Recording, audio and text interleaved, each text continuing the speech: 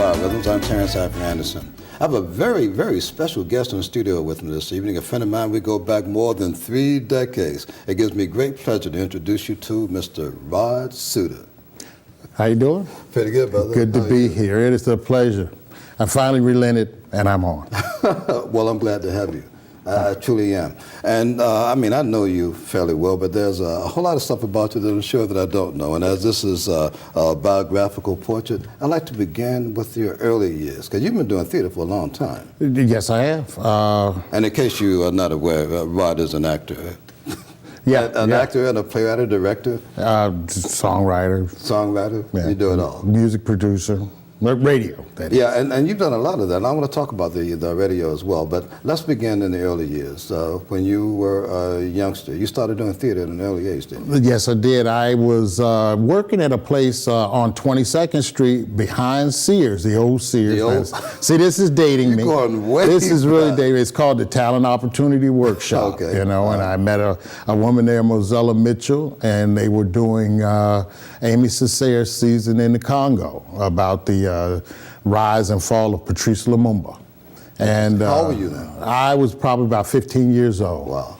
Okay. And I was actually an oil and canvas artist, and I was doing clay sculpture at the time. And they came and they said, we got this show, kid. We need everybody. So everybody from the workshop, including the little kids, because there was, scenes where King Basilio of Belgium and these people would come, and they had the children come and meet him. And so everyone in the workshop had a part of this, and it was done actually at the Center Theater, which is now the Harrison Opera House. Really? It was done at the Center Theater? Yeah, okay. It was a great show. I played 23 parts. Tell us about those parts. That's quite an accomplishment for someone 15 years old. Well, they very rarely had any lines except at the end when I was Msiri, the assassin, the guy who actually killed Patrice Lumumba.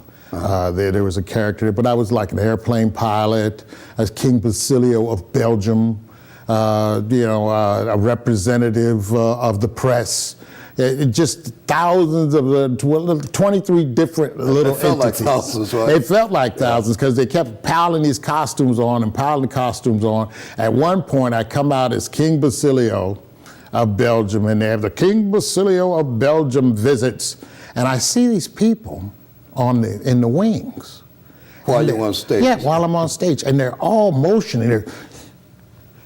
And I'm like, what are they? They want me to be bigger? What are they? And then somebody actually points down, and I'm King Basilio. I look down, and the uniform that I'm wearing in the next scene as the airplane pilot is hanging out underneath Basilio's suit. So I turn around and I put the thing in there, and so we go on with the scene. So Basilio was moonlighting. Oh, definitely. Way ahead of his time. It's like, wow, he's ready for combat underneath there, or what have you. But then we did the scene, the next scene, I think there's a plane crash, and then I had some lines there. I couldn't, with my young voice, I can't hold the controls, Captain, that kind of thing. And then, of course, the great Ralph Reeves, this guy who played Patrice Lumumba. And he was one of the great actors, black actors. This is a local actor? Yes, Ralph Reeves. He was one of the great black actors in Hampton Roads at the time. And, I was in awe, This was back in the 60s. This was actually, yes, back in the 60s. I was still in nursery school now. I'm dating myself, but yes, it was in the 60s. And at the end, he says, you can shoot me. Go ahead. I'm not sweating. I'm as cool as a cucumber. And I go and I pull the trigger on this gun. And the one particular night, the sound effect doesn't happen. And he's looking at me, and I'm looking at him. And, as a 15-year-old, I just go, and what a professional. He grabbed his chest, and just expired right there. But that was the high point of the cast party. Everybody was like, did you see him?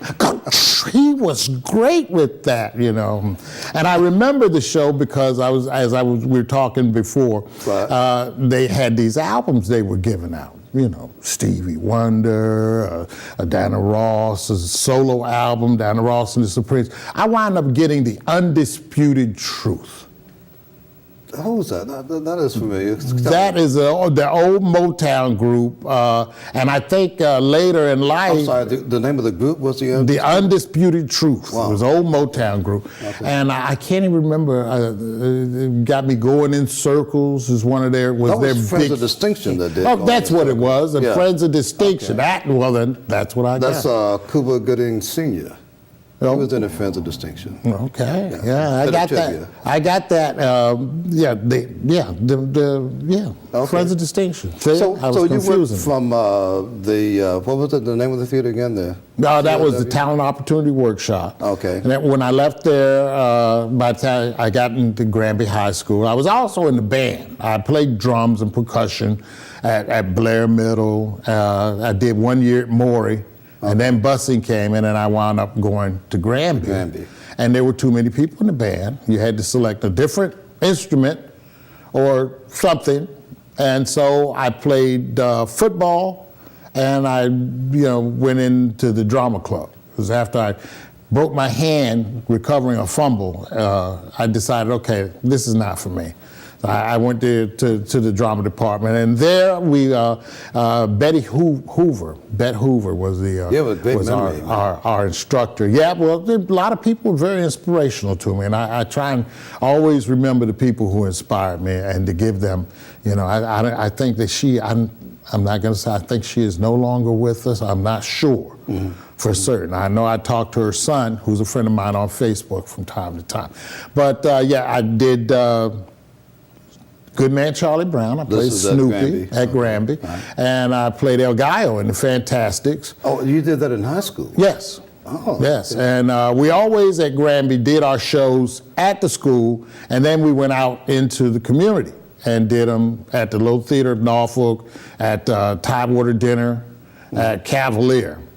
And once I was exposed, I said, when these things are out here, I need to try and get into some of those things. Certainly. So I made it kind of my mission to sort of break what I called the color barrier. Because, a lot of times, there wasn't a lot of work for us in what they considered mainstream theater. So I became a founding member of the Chrysler Museum Actors Theater, where I did Death of Bessie Smith. I played the orderly. Along with the great Buzz Stephanie. Buzz went to the D.C. Now, you're calling names that, I thought I knew a lot about theater in town, but you're calling names that I've not heard before. And he actually... And I want to talk a little bit more about that. We're going to take a break right now, though. But so we're going to come back, and you're going to continue giving me a history lesson in theater. All right. All right. Stay tuned. We'll be right back.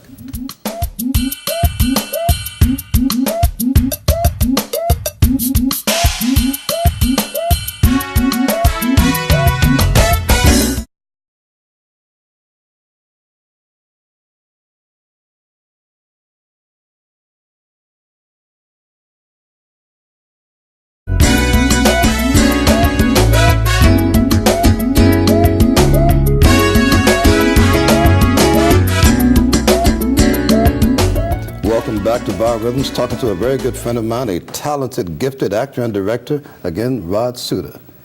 So, we were talking about Granby High School. Right. Give us a little bit more about Granby, then we're going to move on. All right, now of course, at the time, we also started what we had the Magic Trunk Players at Granby, which morphed later on into the germ of the idea for Hurrah, which it was a thing where we would come out of a trunk, all of us players, and we would do all these different skits, comedy, freelance type things, and then we would get back into the trunk and vanish at the end of the show.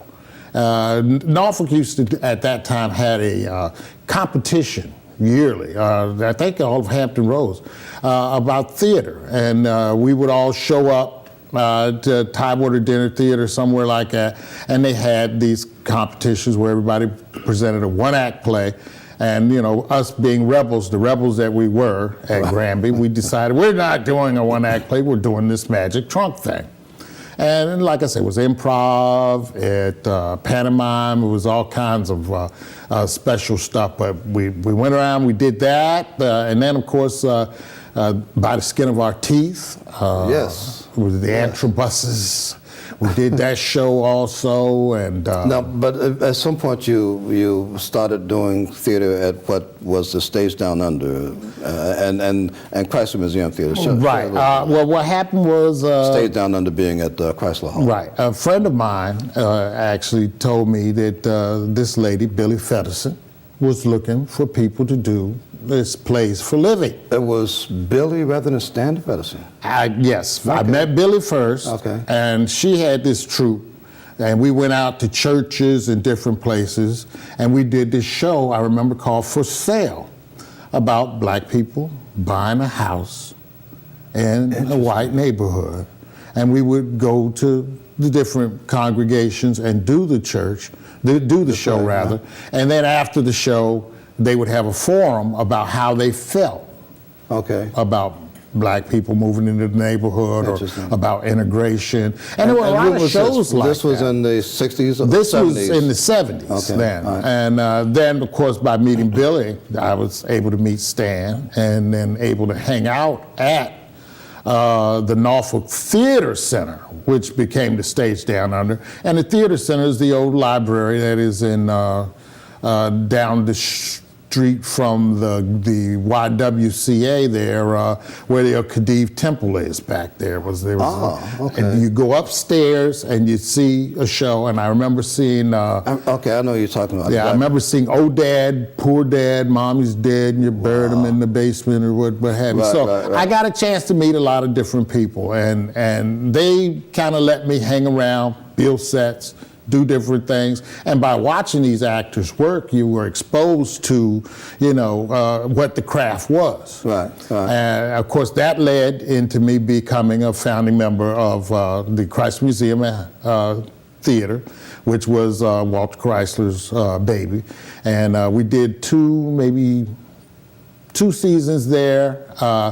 Actually at the museum. At the museum, okay. Jerry Rowe, Marty McGraw, the first family of theater in Hampton Roads at the time. For those of our viewers that are not aware, those names are icons in the theater community. Stan Feddersen, Jerry Rowe, and so forth. Marty McGraw. I mean, real icons. And we have some folks that are likely going to be joining us from Las Vegas as well. Oh, so great.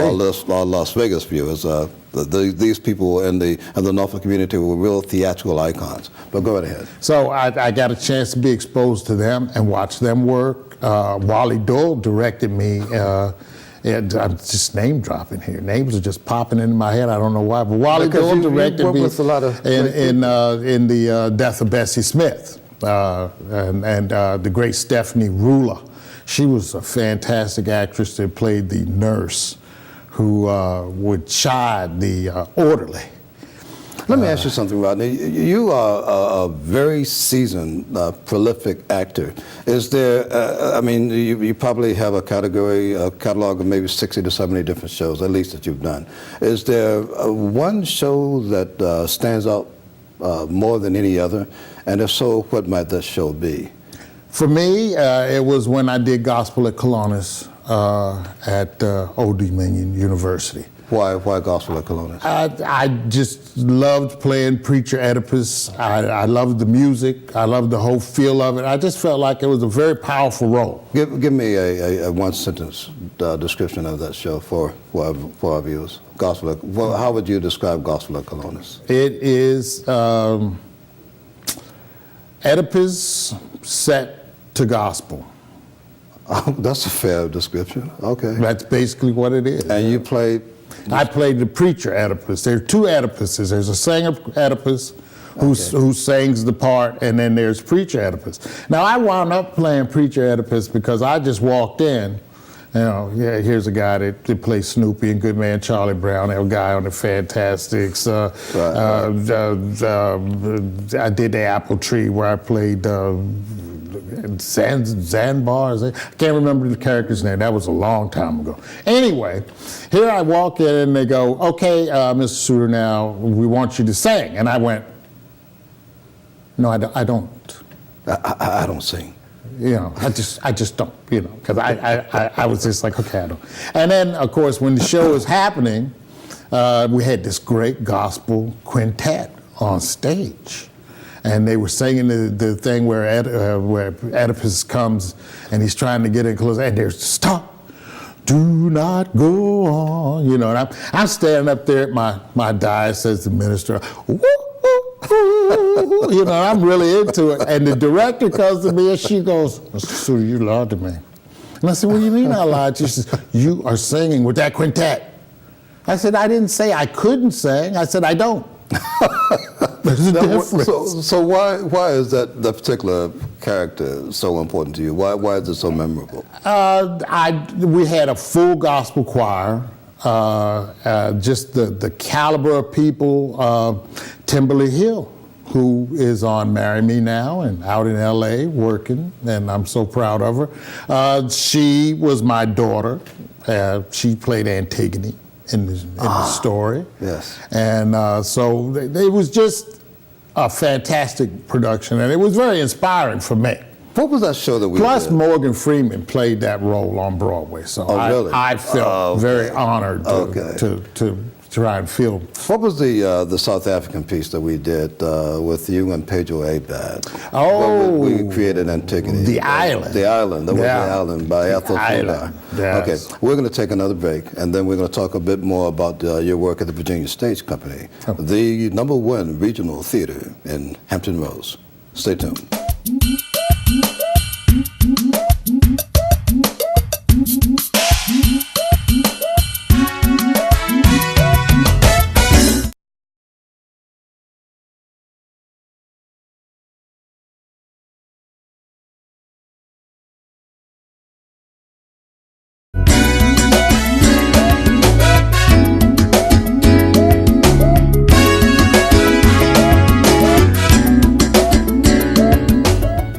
Okay, the Virginia Stage Company is the only theater in Hampton Roads that is a member of the League of Regional Theaters. It's a Lord Theater, Union Right. House. And you've done a bunch of work at the Virginia Stage Company. Yes, I did. What have you done? Cat on the Hot Tin Roof after the renovation in the 80s. After the renovation of the theater. After the renovation Going of way back, really? Yeah. Back in the 80s? I didn't know that. Yeah, I was Lacey the butler in that. Okay. And right after that, of course, when they had the Black Media Professionals. Hampton Roads Black Media Professionals? That's right. You had me play Frederick Douglass for them. I used to direct all of those shows, Yeah. all of the award shows. Yeah. So that was my second appearance on their stage. And then, of course, I wound up doing the world premiere of Line in the Sand. I did To Kill a Mockingbird, Fences, as Bono just recently. That was an interesting season because I was in Fences at the beginning of the season, the first show of the season as Bono, and then the last show of the season I was Murray the Cop In the Odd Couple. And people were like, "Wait a minute, didn't we see you before?" But they couldn't kind of put Quite it made the together connection. because I was doing, the Murray the Cop, the New York accent there. And then I was You did a doing great job, too. the Pittsburgh thing with Bono. So Well, what's interesting is, I've done a lot of theater reviews, and I reviewed a couple of those shows, and it's always interesting reviewing friends, particularly folks that I know to be, master artists and so forth. But you were cast against type as Murray the Cop. yeah. I can't recall who directed that. Patrick Mullins. And Okay. Patrick called me up. Patrick says, "Rodney, we need some card players. So would you like to do The Odd Couple?" And I was like, "Oh, well, sure. It's really a blessing for me because at the time I'm just sitting around and going through some things with family, some medical things that were happening. And so it was like, okay, yeah, I would do that. And then he says, "Well, I want you to do Murray." And it was like, oh, Murray. I was like, "Well, how you want me to do it?" It's like, "Well, we're back in the 60s. We're going to do it right in period." So I said, "All right, then I'm Murray who hangs out with these guys. What's my backstory?" Well, I went to school with Oscar, and I was a basketball player who's not a basketball player anymore, or a football player, something like that to do with sports. And so that's how I'm with these guys. How important, and I know the answer to this, but I want to hear it from you. How important is research in terms of cultivating and sculpting character? It really helps to root the character. It gives you a basis as an artist for what you are doing in the moment that the script is telling you. You have to have some type of a backstory to work yourself into it. What were you doing before this? What, if your character doesn't die, are you doing after this? Yes, the pre-life and the afterlife. And then, of course, to me, though, I always feel like sometimes it's like channeling, because sometimes I can't find a character. I remember doing Broke over the summer, over one summer for the Generic Theater for their new plays. And this was a guy who was, he had a son, who was, biracial, who was living in this apartment. He was the landlord, but he had all of these different relationships with these people. Right. One girl, he's actually dating her. He's dealing pot to these people. He's, you don't have the rent. And of course the son doesn't want anybody to know that this guy is his father. So he had to go through all of this. And I remember one night I'm doing my dialogue after a rehearsal, and I'm like, this guy is just not coming to me. I don't feel this at all. And right there, sitting on the center island in my kitchen, it was like boom, like a bolt of light, and it's like it hit me, and he came to me, and it was like, there he is. I knew what his backstory was. Right. I knew what his future was, but he just to come to me, what is it to me? So a lot of times it takes some time for me to find that, So what else have you done? Well, I did Blind Vision with Debbie Shelton, who was a local who came back to Norfolk, and she did a motion She was the Miss picture. USA, wasn't she? Yes, she was Miss USA and a Norfolk Neptune cheerleader. Yes. And I did that with her and her husband, Sugar Levy, who directed.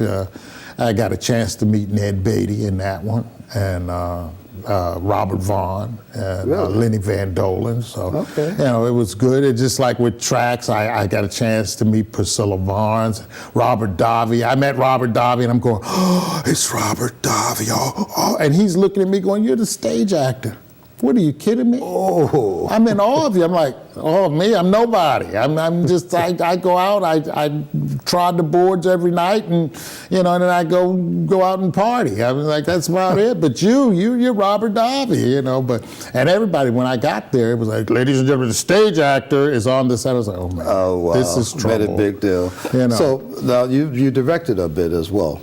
Yes. Matter of fact, I owe that to you, because when I was with On Cue Productions, the company that we ran, you had me direct Hunter by Harold Newbold Stewart. Yeah, oh yeah. My first real directorial thing, and it was a good experience, because we did that at the Gallery 737. Yes. It was a great experience because I got a chance to use some of the other talents that I hadn't been using in a while, because everybody, when they're studying theater, they do their director's notebooks and stuff like that. It's a side project and stuff. But this was actually being there and doing that. I've directed Fences.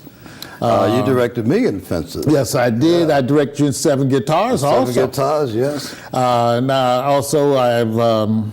I can't remember. Well, unfortunately, we could go on and on and on and on, but we have to end the show. Well, it's been a pleasure coming on with you. It's been a great pleasure to have you, sir. It's been a real pleasure to have you, and we have to have you come back.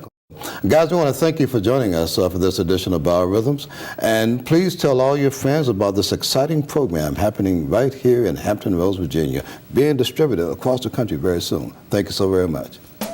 Hey, guys.